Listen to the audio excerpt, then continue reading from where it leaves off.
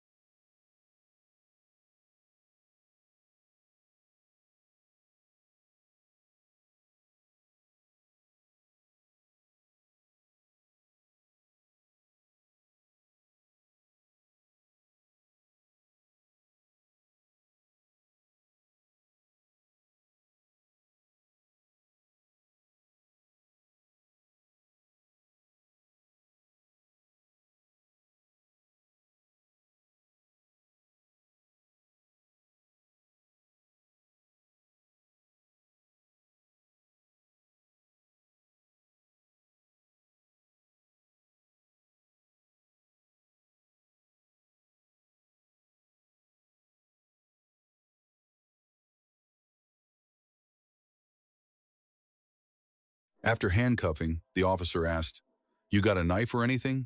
Under Miranda versus Arizona, that question directed at a cuffed suspect is custodial interrogation.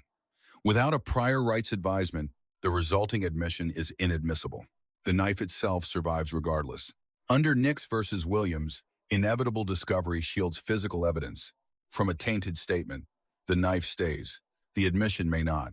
Post-arrest search of the person and bag is fully authorized. Under United States versus Robinson, no warrant required.